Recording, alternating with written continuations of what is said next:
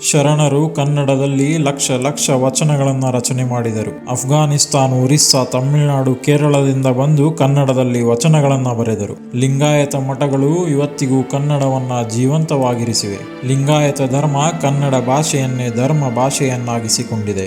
ವಚನ ಸಾಹಿತ್ಯ ಕನ್ನಡ ಸಾಹಿತ್ಯವನ್ನು ಶ್ರೀಮಂತಗೊಳಿಸಿದೆ. ನಿಮಗೆಲ್ಲ ಬಸವ ಸಂಸ್ಕೃತಿ ಚಾನಲ್ಗೆ ಸ್ವಾಗತ ಹಾಗೂ ನಿಮಗೆಲ್ಲ ಕರ್ನಾಟಕ ರಾಜ್ಯೋತ್ಸವದ ಶುಭಾಶಯಗಳು. ಬಸವಣ್ಣ ಹಾಗೂ ಸಾವಿರಾರು ಶರಣರ ಕನ್ನಡದ ಪ್ರೇಮ ಅಪಾರವಾದದ್ದು, ಅನನ್ಯವಾದದ್ದು. ಈ ವಿಡಿಯೋದಲ್ಲಿ ಬಸವಣ್ಣ ಹಾಗೂ ಸಾವಿರಾರು ಶರಣರು ಹೇಗೆ ಕನ್ನಡದಲ್ಲಿ ವಚನಗಳನ್ನು ರಚಿಸಿ ಕನ್ನಡವನ್ನು ಉಳಿಸಿ ಬೆಳೆಸುವುದರಲ್ಲಿ, ಕನ್ನಡವನ್ನು ದೇವವಾಣಿಯಾಗಿಸುವುದರಲ್ಲಿ ಅಪಾರ ಕೊಡುಗೆ ಕೊಟ್ಟಿದ್ದಾರೆ ಎಂಬುದನ್ನು ತಿಳಿಸುವ ಒಂದು ಸಣ್ಣ ಪ್ರಯತ್ನ ಮಾಡುತ್ತೇನೆ. ಅದು 11-12ನೇ ಶತಮಾನ. ಆಗ ಸಮಾಜದಲ್ಲಿ ಲಿಂಗಭೇದ, ಜಾತಿ ಭೇದ, ಎಲ್ಲ ತರಹದ ಭೇದಗಳಿಂದ ಕೂಡಿದ ಸಮಾಜ ಅದಾಗಿತ್ತು. ಆಗ ಎಲ್ಲ ಗ್ರಂಥಗಳು ಕೂಡ ಸಂಸ್ಕೃತ ಭಾಷೆಯಲ್ಲಿದ್ದವು. ಸಂಸ್ಕೃತ ಭಾಷೆಯಲ್ಲಿದ್ದ ಗ್ರಂಥಗಳನ್ನು ಓದಲು ಕೆಲವು ಮೇಲ್ವರ್ಗ, ಮೇಲ್ಜಾತಿಯವರು ಅರ್ಹರಾಗಿದ್ದರು. ಕೆಳಜಾತಿಯವರು ಶಿಕ್ಷಣಕ್ಕೆ ಅನರ್ಹರಾಗಿದ್ದರು. ಇನ್ನು ಅವರು ಹೇಗೋ ಶಿಕ್ಷಣವನ್ನು ಪಡೆಯುವ ಆಸಕ್ತಿ ಹೊಂದಿದ್ದರೂ ಆ ಎಲ್ಲ ಶಿಕ್ಷಣವು ಸಂಸ್ಕೃತ ಭಾಷೆಯಲ್ಲಿತ್ತು. ಅದನ್ನು ಅರ್ಥ ಮಾಡಿಕೊಂಡು ಶಿಕ್ಷಣವನ್ನು ಪಡೆಯುವುದು ಕನಸಿನ ಮಾತಾಗಿತ್ತು. ಅಂಥ ಒಂದು ಕಾಲಘಟ್ಟದಲ್ಲಿ ಬಸವಾದಿ ಶರಣರು ಎಲ್ಲ ಭೇದಗಳನ್ನು ಮೀರಿ ಸಮಾನತೆಯ ಶತಮಾನವನ್ನು ನಿರ್ಮಿಸಿದರು. ಆ ಶತಮಾನದಲ್ಲಿ ಸಾವಿರಾರು ವಚನಗಳನ್ನು ರಚಿಸಿದರು. ತಮ್ಮ ಅಭಿಪ್ರಾಯಗಳನ್ನು, ಈ ಭೇದಗಳ ವಿರೋಧವನ್ನು ವಚನದ ಮೂಲಕ ಸಮಾಜಕ್ಕೆ ಹೇಳಿದರು. ಒಬ್ಬ ಸಾಮಾನ್ಯ ನಾಗರಿಕನಿಗೆ ಅರ್ಥವಾಗುವ ಭಾಷೆಯಲ್ಲಿ ವಚನಗಳನ್ನು ಬರೆದರು. ಕನ್ನಡ ಭಾಷೆಯಲ್ಲಿ ಸಂವಾದ ಮಾಡಿದರು. ಕನ್ನಡ ಭಾಷೆಯಲ್ಲಿ ವಚನಗಳನ್ನು ರಚಿಸಿದರು. ಹಾಗಾಗಿ ಕೆಳವರ್ಗ ಅಥವಾ ಮೇಲ್ವರ್ಗ, ಯಾವುದೇ ವರ್ಗದವರಿರಲಿ, ಎಲ್ಲರಿಗೂ ವಚನಗಳು ಅರ್ಥವಾಗತೊಡಗಿದವು. ಆ ಒಂದು ಕಾರಣದಿಂದಲೇ ಅಲ್ಲಿ ಸಮಾಜದ ನಿರ್ಮಾಣ ಸಾಧ್ಯವಾಯಿತು. ಆ ಕಾರಣದಿಂದಲೇ ಅಲ್ಲಿ ಕಲ್ಯಾಣದ ನಾಡನ್ನು ಸೃಷ್ಟಿ ಮಾಡಲು ಸಾಧ್ಯವಾಯಿತು. ಹಾಗಾಗಿ ಕನ್ನಡದಲ್ಲಿ ವಚನಗಳನ್ನು ರಚಿಸಿ ಕೇವಲ 12ನೇ ಶತಮಾನವಲ್ಲ, ಇಂದಿಗೂ 1000 ವರ್ಷದ ನಂತರವೂ 21ನೇ ಶತಮಾನದಲ್ಲಿಯೂ ಆ ವಚನಗಳು ಇವತ್ತು ನಮಗೆ ಸ್ಫೂರ್ತಿದಾಯಕವಾಗಿವೆ, ಪ್ರೇರಣಾದಾಯಕವಾಗಿವೆ.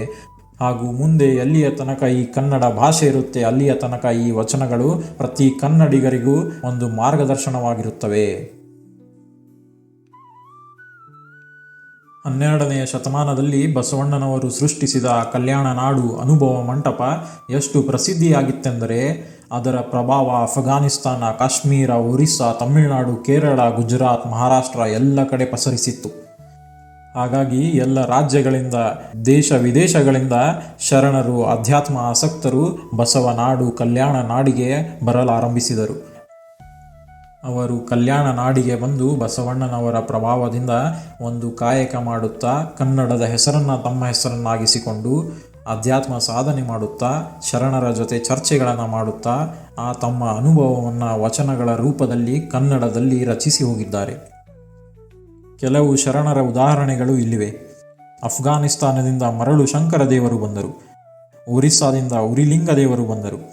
ಮಹಾರಾಷ್ಟ್ರದಿಂದ ಅಮುಗಿ ದೇವಯ್ಯನವರು ಬಂದರು. ಸೊಲ್ಲಾಪುರದ ಸಿದ್ದರಾಮೇಶ್ವರರು ಬಂದರು.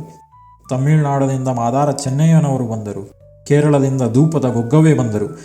ಕಾಶ್ಮೀರದಿಂದ ಮೋಳಿಗೆ ಮಾರಯ್ಯ ಬಂದರು. ಬೋಂತಾದೇವಿ ಕೂಡ ಕಾಶ್ಮೀರದಿಂದ ಬಂದರು. ಆಂಧ್ರ ಪ್ರದೇಶದಿಂದ ಮಲ್ಲಿಕಾರ್ಜುನ ಪಂಡಿತಾರಾಧ್ಯ ಎಂಬ ಶರಣರು ಬಂದರು. ಗುಜರಾತಿನಿಂದ ಆದಯ್ಯ ಶರಣರು ಬಂದರು. ಹೀಗೆ ಹಲವಾರು ನೂರಾರು ಶರಣರು ಅನೇಕ ರಾಜ್ಯ ದೇಶಗಳಿಂದ ಬಂದರು. ಇವರಿಗೆಲ್ಲ ಬಸವಣ್ಣ ಕನ್ನಡವನ್ನು ಕಲಿಸಿ ಮುಂದೆ ಕನ್ನಡದಲ್ಲಿಯೇ ಅವರು ವಚನಗಳನ್ನು ರಚಿಸುವಂತೆ ಮಾಡಿದನು. ಅಂದು ಬಸವಣ್ಣನವರು ಬೇರೆ ಬೇರೆ ಕಡೆಯಿಂದ ಬಂದ ಶರಣರಿಗೆ ತಮ್ಮ ಮಾತೃಭಾಷೆಯಲ್ಲಿ ವಚನಗಳನ್ನು ರಚನೆ ಮಾಡಲು ಮಾರ್ಗದರ್ಶನ ಮಾಡಿದ್ದರೆ ಬಹುಶಃ ಇವತ್ತು ಬಸವ ತತ್ವ ವಚನಗಳು ಪ್ರತಿ ರಾಜ್ಯದಲ್ಲಿ, ಪ್ರತಿ ದೇಶದಲ್ಲಿ ಹರಡುತ್ತಿದ್ದವು. ಆದರೆ ಅವರು ಕನ್ನಡಕ್ಕೆ ಮಹತ್ವವನ್ನು ಕೊಟ್ಟು ಕನ್ನಡ ಕಲಿಸಿ ಕನ್ನಡದಲ್ಲಿಯೇ ವಚನಗಳನ್ನು ರಚನೆ ಮಾಡಿಸಿದರು. ಇದರಿಂದ ಕನ್ನಡ ಭಾಷೆಯು ಲಿಂಗಾಯತ ಧರ್ಮದ ಧರ್ಮ ಭಾಷೆಯಾಯಿತು. ಪ್ರತಿ ಧರ್ಮಕ್ಕೆ ಆ ಧರ್ಮ ಗ್ರಂಥಗಳು ಯಾವ ಭಾಷೆಯಲ್ಲಿರುತ್ತವೆ ಆ ಭಾಷೆ ದೇವವಾಣಿಯಾಗುತ್ತದೆ.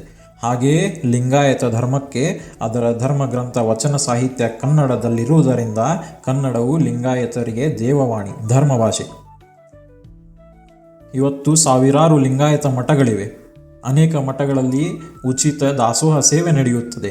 ಆ ದಾಸೋಹ ಸೇವೆ, ಪ್ರಸಾದ ಸೇವೆ ಯಾವುದೇ ಜಾತಿ, ಧರ್ಮ, ಭಾಷೆಯನ್ನು ನೋಡದೆ ಪ್ರತಿಯೊಬ್ಬರಿಗೂ ಆ ಪ್ರಸಾದವನ್ನು ವಿತರಿಸುತ್ತಿದೆ. ಅನೇಕ ಮಠಗಳಲ್ಲಿ ವಿದ್ಯಾರ್ಥಿ ನಿಲಯಗಳಿವೆ. ಹಾಗೆ ಅನೇಕ ಮಠಗಳು ನೂರಾರು ಪುಸ್ತಕವನ್ನು ಕನ್ನಡದಲ್ಲಿ ಇವತ್ತಿಗೂ ಪ್ರಕಟಿಸುತ್ತಿವೆ. ಇದರಿಂದ ಕನ್ನಡವನ್ನು ಬೆಳೆಸಲು, ಸಂರಕ್ಷಿಸಲು ಅಮೂಲ್ಯ ಕೊಡುಗೆಗಳನ್ನು ನೀಡುತ್ತಿವೆ. ಪ್ರತಿಯೊಂದು ಸಾಹಿತ್ಯ ಶ್ರೀಮಂತವಾಗುವುದು, ಪ್ರಸಿದ್ಧವಾಗುವುದು, ಆ ಸಾಹಿತ್ಯ, ಆ ಭಾಷೆಯಲ್ಲಿ ಅನೇಕ ಪ್ರಕಟಣೆಗಳು ಆಗಬೇಕು, ಅನೇಕ ಸಂವಾದಗಳು, ಅನೇಕ ಚರ್ಚೆಗಳು, ಪುಸ್ತಕಗಳು ಬರಬೇಕು. ಹಾಗಾಗಿ ಕನ್ನಡದಲ್ಲಿ ಬರೆದ 12ನೇ ಶತಮಾನದ ವಚನ ಸಾಹಿತ್ಯ ಹಾಗೂ ಇವತ್ತಿನ ಮಠಗಳು ಅದನ್ನು ಮುಂದುವರಿಸಿ ಅನೇಕ ಕನ್ನಡ ಪುಸ್ತಕಗಳನ್ನು ಪ್ರಕಟಿಸುವುದರ ಮೂಲಕ ಕನ್ನಡ ಸಾಹಿತ್ಯವನ್ನು ಅತಿ ಶ್ರೀಮಂತಗೊಳಿಸಿದ್ದಾರೆ. ಇವು ಕೆಲವು ಅಂಶಗಳು ಮಾತ್ರ. ಇನ್ನೂ ಅನೇಕ ಅಂಶಗಳ ಪಟ್ಟಿಯನ್ನು ಮಾಡಬಹುದು. ಹೀಗೆ ಬಸವಾದಿ ಶರಣರು ಕನ್ನಡ ಭಾಷೆಯನ್ನು ದೇವಭಾಷೆಯಾಗಿಸಿದರು, ಕನ್ನಡ ನೆಲವನ್ನು ಪುಣ್ಯ ನೆಲವಾಗಿಸಿದರು. ಈ ವಚನಗಳು ಯಾವುದೇ ಒಂದು ಸಮಾಜಕ್ಕೆ, ಗುಂಪಿಗೆ, ಧರ್ಮಕ್ಕೆ ಸೀಮಿತವಾದದ್ದಲ್ಲ. ಈ ವಚನಗಳು ಪ್ರತಿಯೊಬ್ಬ ಮಾನವನು ಓದಬೇಕು, ಪ್ರತಿಯೊಬ್ಬ ಮಾನವನು ವಚನಗಳನ್ನು ಅರ್ಥೈಸಿಕೊಳ್ಳಬೇಕು.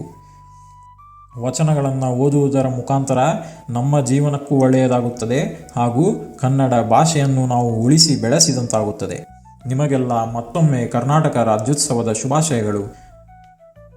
ಇನ್ನೊಂದು ವಿಡಿಯೋದೊಂದಿಗೆ ಮತ್ತೆ ಸಿಗೋಣ. ನಿಮಗೆಲ್ಲ ಶರಣಾರ್ಥಿಗಳು.